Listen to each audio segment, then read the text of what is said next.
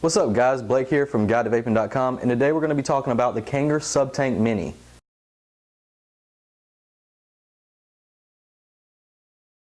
So if you haven't heard about the SubTank Mini, you were probably living under a rock, because the SubTank Mini is one of the most hyped up tanks that's ever been out in this industry. The reason why it was so hyped up is because of one reason.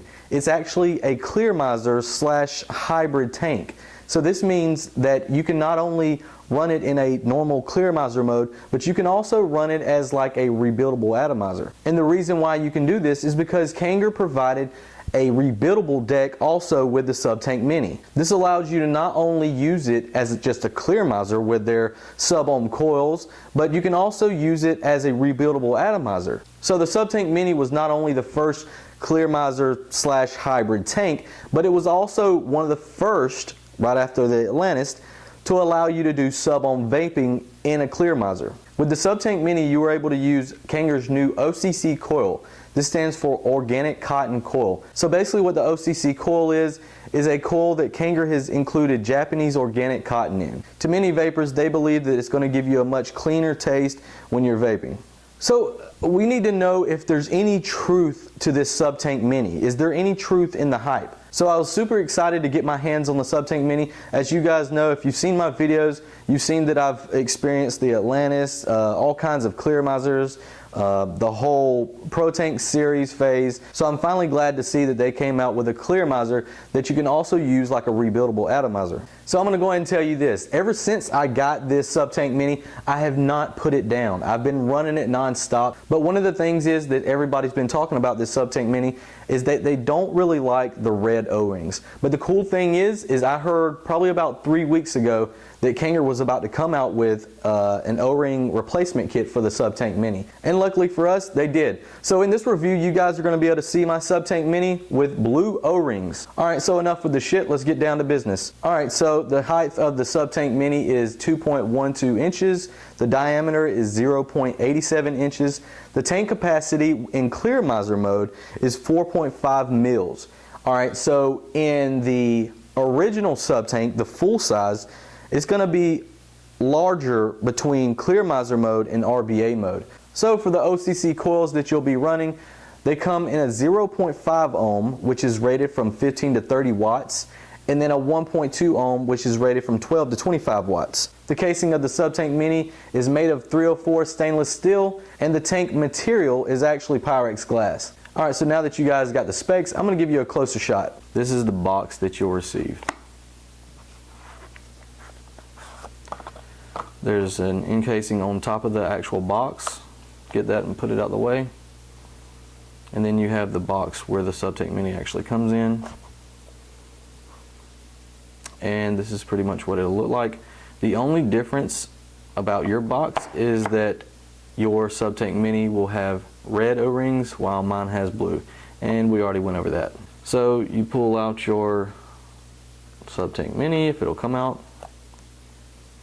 Alright, so now we'll just take out the little foam piece that holds the SubTank Mini, put that to the side. Next you'll see that they've included a little RBA pack. This is basically everything for your RBA mode, the RBA deck that comes with the SubTank Mini. They included your Japanese organic cotton, 2 pre-made coils, and a screwdriver. When you get your SubTank Mini and you start unpacking it or unboxing it, you'll notice that this package is actually at the bottom with the extra Pyrex glass that comes with the tank. I just didn't pack it back exactly right. Alright, so now let's set this to the side.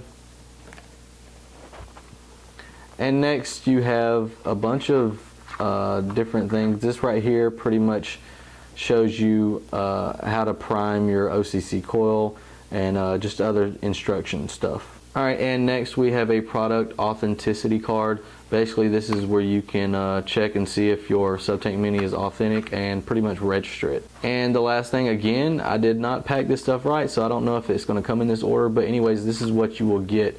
The next is the SubTank Mini instructions manual. It just basically tells you everything it comes with, tells you all about the RBA mode, and pretty much everything you need to know. Next you'll see your Pyrex glass, This is a replacement Pyrex glass piece.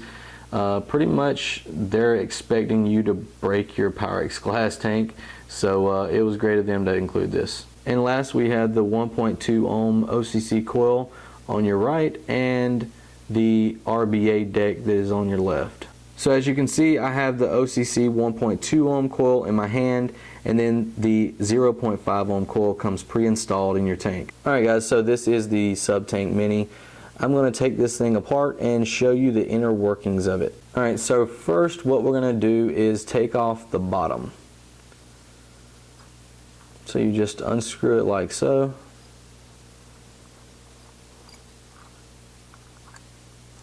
And when you do that, you'll see the bottom base and the OCC coil. Alright, so now that you got the bottom base out and the OCC coil, if you guys ever want to replace the coil, all you have to do is pretty much unscrew it like so, and there you go. So aside from the SubTank Mini base and coil, we also have the drip tip that comes with it,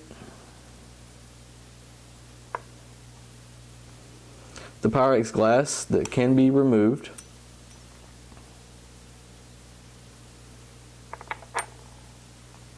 and then you have this piece right here.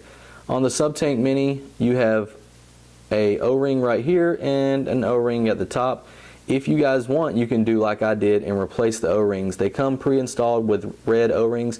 Some SubTank Mini kits come with black replacement O-rings and some come with red. So it's all about luck on what you get. Alright guys, so with the SubTank Mini, you have adjustable airflow. So what they've done is gave you a spot with no airflow at all, with one hole, two holes, or wide open. In my personal opinion, I would just leave it running wide open because that's pretty much the best hit you'll get. Alright guys, next we're going to be showing the SubTank Mini RBA deck. Basically you have a top cap,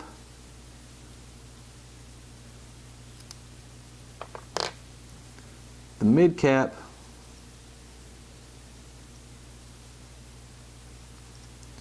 and then you have your base.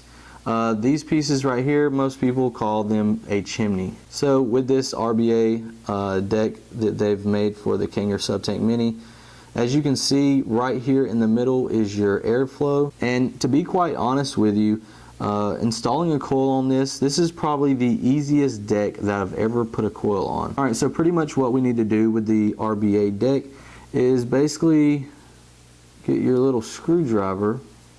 Sorry, you need to unscrew these screws right here just a bit.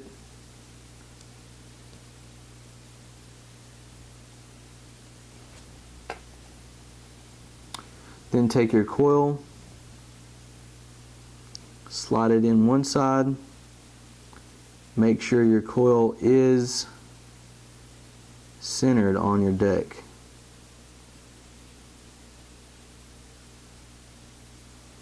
It's hard to do this upside down, just saying.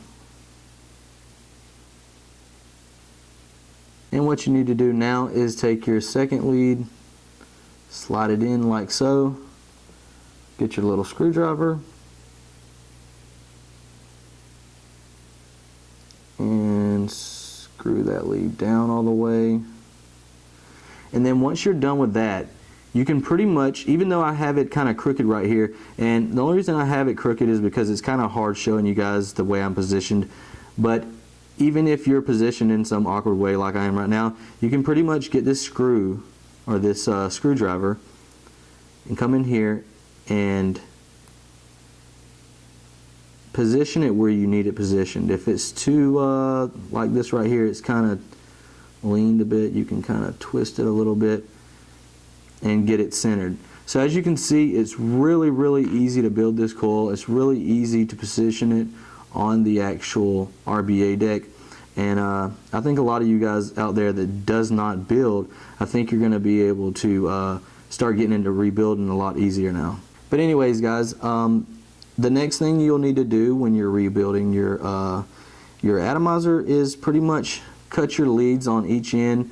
Throw some of that organic cotton in there. You'll need to cut about a 1/4 inch strip, maybe a little bit smaller, and then cut off your ends and you're good to go. Alright, so you guys have got the specs. You've seen the SubTank Mini up close and personal, and now I want to show you a little bit of its performance. So I'm not really sure how warm you guys like your vapes, but I usually like to keep mine in the medium range. I don't like it too hot and I don't like it too cool. The OCC coil, the 0.5 ohm coil, is what I'm running in here.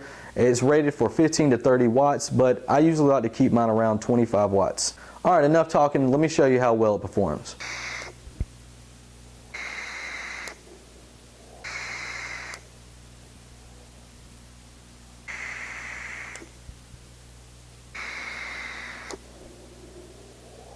Alright guys, that's it. My name's Blake and I'm from GuideToVaping.com. Thanks for checking out the review. Peace.